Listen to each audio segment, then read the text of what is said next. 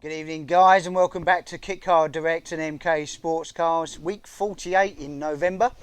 Cold outside again. We're just sort of catching up tonight, and we've actually got a Kit Car guide for 2020. I'm just sort of having a chat with Neil about this, and yeah, we feature in this and a few other manufacturers as well. Might be something you can put on your Christmas list. Have a look through. But we're busy week in the workshop again, and a very busy. Well, it's Black Friday today. We're a little bit behind on the times, but we've been a really busy Black Friday for Kit Car Direct and parts. Lots of boxes going out today, so apologies if we've not been on the phone or on the emails as quick. We've been trying to get them out to satisfy your orders. So we'll jump out in the workshop now and see what's been going on. So Kevin's dropped this car into us today. It's an MK Indy Classic, little Fireblade 919 in there. Clean car, as you can see, really clean car. Done some nice bits over the time. He's had the car modifications, aero screens and carbon bits, engine bays. Cameraman's just going to screen into there. It's a nice little 919, really tidy in here. We've got a few bits to do, some brake bias adjustment to move, the choke cable to move, and then flat floor, corner weight. This car and Geo setup on it really, so I imagine it's going to be quite light. Most of these engines don't weigh nothing, so we'll have some number guesses on it as we always do for who's going to make the T, but I'm going to guess somewhere around about 440 kilos. I reckon these come out pretty light, so somewhere around there 440, maybe stretch to 450 kilos on these. But so we're going to get to this next week, but as I say, clean, nice tidy car. He's actually painted this orange. We thought it was gel coat originally, but he's had it all painted orange. Really nice job. I'm sure it will be a lovely little car to drive once it's all done. We'll move over to the Rocket. Just a couple of little bits we've been doing on that one this week. Pretty much ready to get out the door now, but we were saying last week about Shroud. We've had the AIM dash come back from AIM. Actually, we had a couple of little issues with it, but we've made a nice little shroud to cover all the cabling under there. Fire extinguisher fitted in the footwell.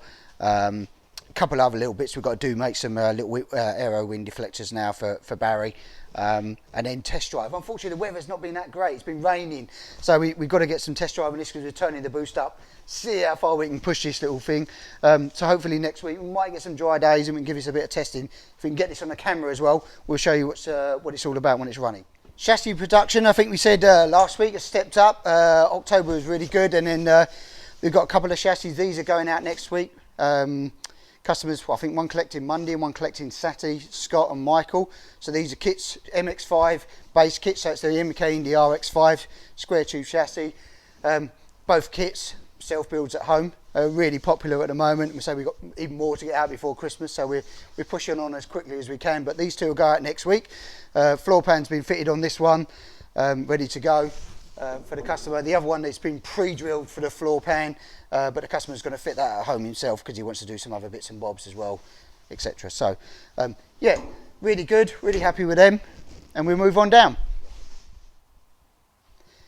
So a couple of weeks ago we spoke about the high booster turbo engine. We had it in customer fill. We've been working on that this week, detailing it. As I said before, this is going to be an install we're putting in. We've literally stripped this engine apart, down, and painted everything up, cleaned it up, super nice and shiny. All the blocks have been painted, the billet covers have been done, all of the components that we can paint up and clean up to make this look a bit more detailed. Sprocket adapter all detailed as well, just to make it nice and clean. It's going to go in. It's a nice engine anyway, but it looked a bit tired where it's just the bare alley casings. If you get the Gen 2 engines, like the Beaking engines, they come in a nice black casing. They look great, the engines, but otherwise they can look a bit bare. So all detailed. We've got final one part from Phil what we're missing is he's having the rocker cover dipped. He's got a spare one at the moment in carbon fibre dip, and once that goes onto here, it'll be ready then for his car to come in and start putting that together and making all the engine mounts for it. So we'll keep that covered up. We've left the turbo off at the moment, but yeah, really pleased with how that's turned out. I think that looks fantastic. I think Phil will be super happy with it. So move over straight away to the Honda engine. We've started working on this again this week.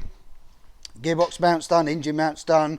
We started welding in some bracing bars. We've got bracing bars down to the engine mounts now.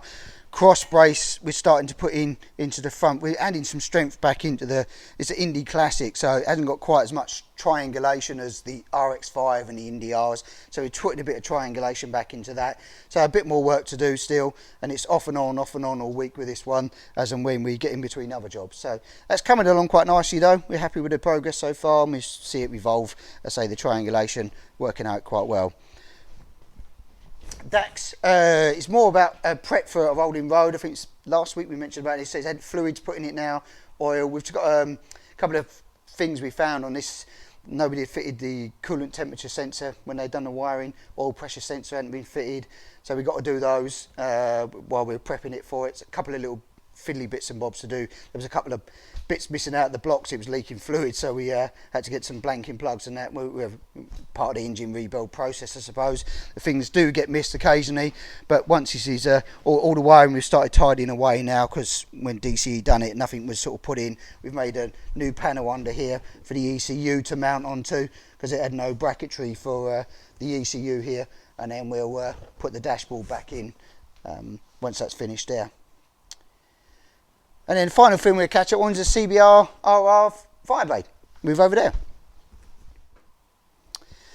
So the CBRR Indy RR, lots of R's in there, or Fireblade engines maybe, as it's probably known.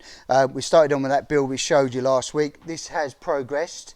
Now the engine, I don't know if the cameraman can come in, we've completely detailed this one as well in the last week. So this has been done in a grey wrinkle paint, looking much nicer. We've gone the hydraulic clutch on this, so we've done the Willwood remote hydraulic clutch conversion on this with a billet pedal box, which is hydraulic as well. Few bits and bobs to do on this now. Plumbing, radiators on, we've had to modify that. Shocks are on, rockers are on. All the braided brake lines are in, steering columns in. Front corners done on this side. We've still got the other upright to lighten, which we showed you last week, but this one, if you can, cameraman can zoom round here, he'll follow me round. You can see a complete assembly. That's the Sierra base with a Willwood caliper, and that light and front upright on there. Front corner all completely done, all rose jointed. As I say, this is the RR chassis, so fully rose jointed. Hopefully you can get a picture of that. And then we're just starting on the wiring today, pulling that in, so we'll have an engine loom which is running off the bike, and then we'll make our own loom up we do for running all the auxiliaries, lights, indicators and everything else. Back end's pretty much complete now. Fuel tank's pretty much ready just to finish final bolting in, which we've got the brackets for it here. Last bracket to put in, I'll put that into there actually while we're there. And then all the front end, rear ends on. What we did in the week, we actually videoed on one side of how to put an RR chassis, basically all the rear end together, from the wishbones, the distance of all the fixing points, the caliper, how to put the rear hub on. Some more editing to do on that, but that's going to be online. And again, it's part of the build manual process for these cars. We understand sometimes it saves a lot of question marks. The videos can help you online, and if we can do more to help you building the cars, that's what we're all about. So that will be online. I reckon back end of next week we should have the final editing done on that as well. So you can see the rear panel's been bonded in today as well. That's going in quite nicely. So that's coming along, steady little stream of work, and you'll see parts get bolted on all this week. Possibly have this running back end of next week, I reckon, is the plan. To get it all running, and then we can test it all out before we sort of doing the bodywork fit, which will be nearer the sort of Christmas, just after the Christmas period on that car there. So we'll be running modified airbox on this AB snorkel. We reach out to Andy for that one. That works really well. Yeah, you'll see it all come together in the next sort of week. So that's where we've been this week. Busy as always, and Black Friday still, so there's offers out there if you want to go on Carbon and GRP Bodyworks, and also Black Friday deals on the MKE kits. So there's an offer on those. We've got a free fuel tank and aero cap. We've got cool, I can't remember what it was now. Pedal box was free of charge, and the last one was, someone's going to remind me, is a carbon pack. There we go, carbon upgrade, front and rear wing. So if you're looking for an MK Indy kit, there's a great offer there that you ain't going to get again. So sign up to, I think you've got 24 hours really to sign up on those. Give us a buzz on the phone. If you're not, we're in tomorrow as well. It's Saturday. And we'll catch up with you again next week, guys. Thanks for catching up. Like, share, Facebook, you know where we are.